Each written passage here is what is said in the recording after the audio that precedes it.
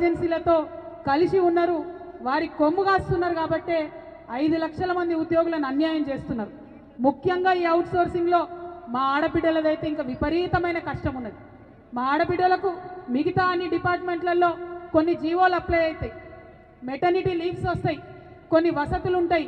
కానీ అవుట్సోర్సింగ్లో ఉన్నటువంటి ఆడబిడ్డలు ఎవరికి కూడా కనీసం ఆ జీవోలు కూడా అప్లై అయ్యే పరిస్థితి లేదు.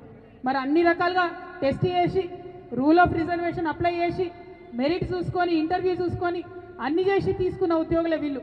ఏదో ఎట్టికి వచ్చిన వాళ్ళు కాదు, ఉట్టిగా సెలెక్ట్ అయిన వాళ్ళు కాదు, రికమెండేషన్లు వచ్చిన వాళ్ళు అంతకంటే కూడా కాదు. అయినా సరే మరి వివక్ష అన్నది కరెక్ట్ కాదు. డెఫినెట్గా ఈ రాష్ట్రంలో జాగృతి విధానం ఒకటే, అవుట్సోర్సింగ్ ఎంప్లాయీస్ ఉండొద్దు ఫ్యూచర్లో కూడా, కాంట్రాక్ట్ ఎంప్లాయీస్ ఉండొద్దు ఫ్యూచర్లో కూడా.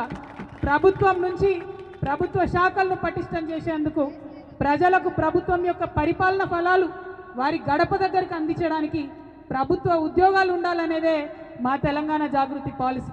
మరి మీ అందరికీ తెలుసు, జాగృతి అతి త్వరలోనే పొలిటికల్ పార్టీగా మారబోతా ఉన్నది, ఒక రాజకీయ శక్తిగా రాబోతున్నది.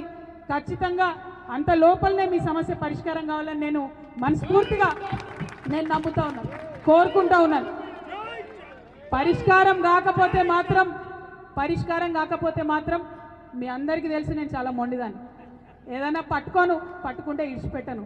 మరి గవర్నమెంట్కు 2 రోజుల సమయం ఉంది, 2 రోజుల్లో వార్నింగ్ ఇస్తా ఉన్నాం గవర్నమెంట్కి. ఈ 2 డేస్లో ఖచ్చితంగా ప్రతి డిపార్ట్మెంట్ నుండి జీవోలు రావాలి.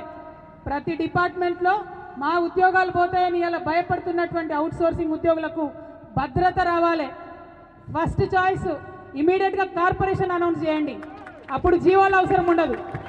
పోనీ కొంత సమయం కావాలంటారా, ఇప్పుడే 2 రోజుల కార్పొరేషన్ చేయలేనంటారా, అన్ని డిపార్ట్మెంట్ల నుండి జీవోలు ఇవ్వండి. 1 నెల తీసుకుంటారా, 15 రోజులు తీసుకుంటారా, తీసుకొని కార్పొరేషన్ ఏర్పాటు చేయండి. డైరెక్ట్గా శాలరీ కార్పొరేషన్ నుంచి రావాలి, దళారులు ఉండకూడదు, మధ్యలో ఏజెన్సీలు ఉండకూడదు.